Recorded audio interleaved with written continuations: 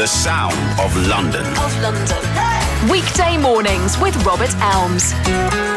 BBC Radio London. For now, we're going to talk about musicians and a campaign to get musicians working, which of course is something they're not doing. Not very much, not at this moment in time. And they haven't been able to work for the best part of a year, which must have been incredibly difficult. I'm going to talk to two people, to Robert Emery and Belinda Evans. And they're both on the line now. Hello, Robert and Belinda. Hello, Robert. Okay. Whoever wants to go first, how did this first get underway? It was only founded sort of just about 6 months ago, wasn't it? Yeah, it was. That's right. Yeah, I founded the project. I'm a conductor, Robert, so I wave my arms for a living. Right. And it's all very well and good doing that, but you can't really do it in your front room with nobody else to conduct it. It doesn't really work. So when we started lockdown, for the first lockdown, I had a ton of time on my hands. For the first time ever, really, in my career. And I thought, well, what can I do to help my colleagues and friends who were really suffering? And so I founded the charity getmusiciansworking.org.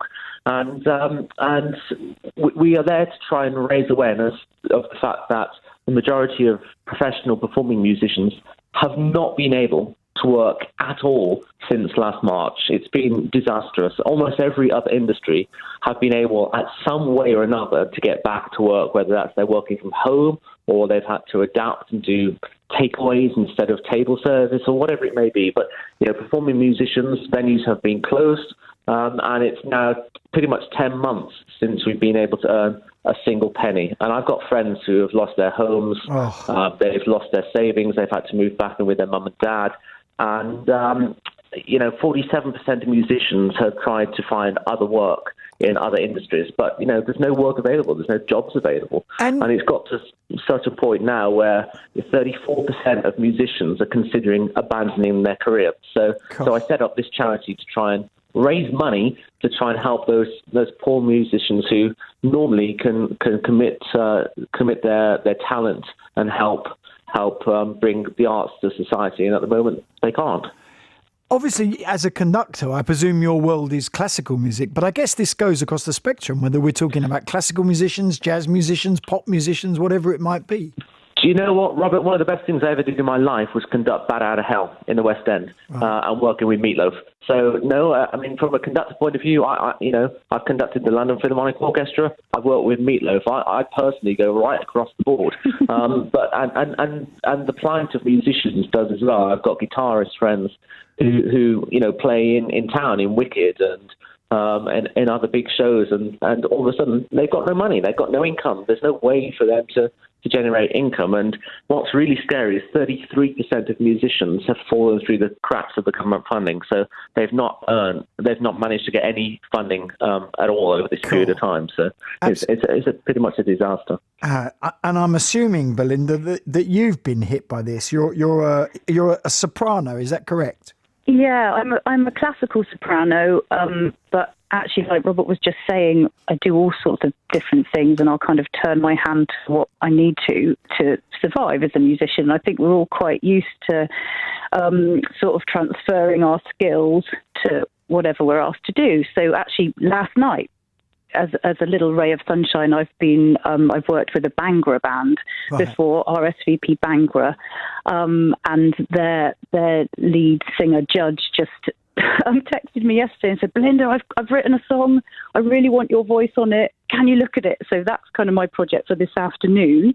It's completely off the wall different, but it's just at the moment there's so little opportunity to do anything that we're all just feeling heartbroken, really, and desperate to work, desperate to bring some joy and, some ray of hope to people through music. And it's dire. It's really bad. Our industry has kind of been forgotten, I think.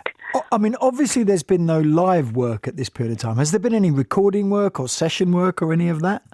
I've been lucky. I sing with a professional choir every Sunday at the Royal Military Chapel in London, and our director of music there, Martin Ford, has been incredibly industrious and adaptable, and we've been making podcasts So we've been getting together so our congregation has something to listen to on a Sunday. When we were allowed to do socially distanced recordings back in the summer, we made a great big bank of recordings. And there are little bits and pieces where it's socially distancedly possible to do so, but it really kind of depends on the venue as to what you're allowed to do, because you need so much space as singers especially, but also wind instruments, orchestras. It's terrifying.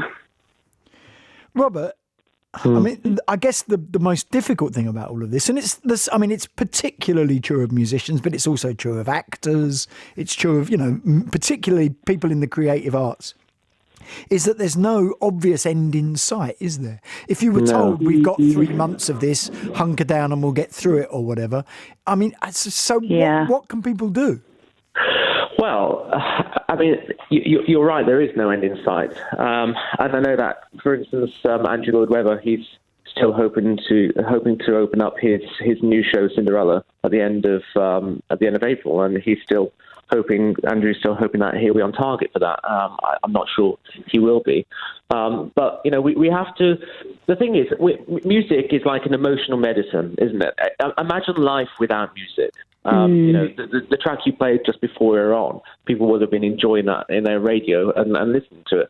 Just imagine life without music. You don't have Netflix, you don't have TV, you don't have film, you won't have musicals, you won't have theatre, you won't have ballet, you won't have opera, you won't be able to go down to your local concert hall or the O2 Arena and see a live performance.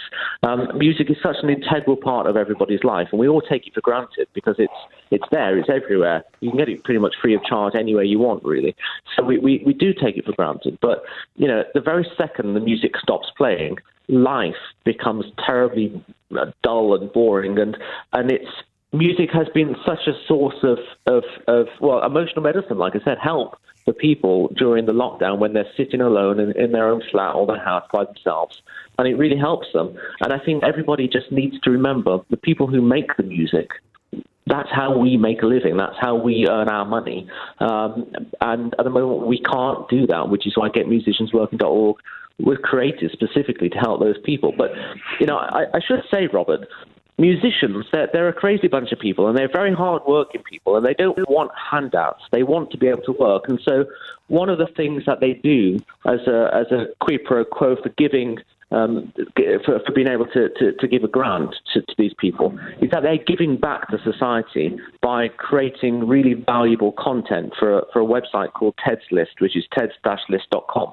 And Ted's List is an educational resource. So if you want to find out about anything to do with the musical instrument, whether it's what's the difference between a violin or a viola, or what is an oboe, or what's the best guitar for my son to play, you can go to Ted's List and there'll hopefully be an answer on there written by these professional musicians. So, the idea is we give them a grant to help them keep the faith and make sure they feel like they are viable humans and their jobs are viable. And in return, they create this wonderful content for Ted's List, which will help the musicians of tomorrow. And so it's a really nice circle of life. So if anybody does want to help, the easiest way to do it is to go to getmusiciansworking.org, donate £1 or £2, and then feel like they've been able to encourage music to continue and make sure that we still have an industry once this horrible pandemic is done and dusted. I guess one of the not problems, but one of the perceptions, the misperceptions that some people have is that they assume because some musicians are very wealthy, have done very, very well. I'm not going to pick on Elton John or whoever, but that maybe most musicians are in that situation, but it simply isn't the case, is it? I wish. No, we didn't go in it for the money, did we, Robert? That wasn't really the draw. No, I mean, Robert, if you the time it takes to do a gig, let's say you've got a gig up in Manchester and you live in London, the time it's taken you to travel up to Manchester, and then you've got the 3-hour rehearsal period on a gig, and then you've got the 2 hours of waiting around before the gig, and you've got the 3 hours gig, and then the time you travel back. By the time you've done that, the standard fee that a musician gets paid is below minimum wage on an hourly basis. And those are professional musicians who have trained all their lives to be that. And they are, in this country, we are really, really the top country in the world for music. It's a £5.8 billion industry. I mean, it's massive. And you compare that to something like fishing, and we all know how fishing was the big thing in Brexit of, making sure we keep the fisheries in the UK. Fishing is 446 million. So, the music industry alone is worth, 10 times more than the fishing industry. But I definitely don't feel like everybody understands that. And it's really important that they do. And because of that, actually, isn't it really important that we try and find ways to keep growing through this time where we're grounded? Because otherwise you do lose all these amazingly skilled, talented people who have trained for years and years to be the best at what they do. They don't come around every day. We need to encourage the next generation of musicians and artists to kind of be able to find a way to keep growing. So Ted's List is excellent for that. But it's just that the danger of people not being able to cling on through something like this, I hate the word unprecedented now. It's my least favourite word. Me too. But through this time, kind of finding a way to allow people to be industrious, to allow people to use their determined, dedicated, committed, organised natures that go hand in hand with being a professional musician, using those skills to keep us afloat during a time that actually could just obliterate a whole generation of musicians who are going to go and have to, I don't know, I thought maybe I could be quite good at driving a delivery truck because I quite like meeting new people and, I don't mind lifting heavy things. And then I thought, but that's not what I've trained my whole life to do. And so as long as I can cling on and make enough money to pay at the moment, my online internet bill so that I can teach kids online singing, then I'm going to cling on through it as long as I can, but there'll be a point where I run out of money. We're going to have to move on, but Robert, give us the website address. It's getmusiciansworking.org. And let's hope that we can get not just get, but keep as many musicians working and functioning. Absolutely. Because life without music ain't life. Let's just put it like that. Thank you both very, very much.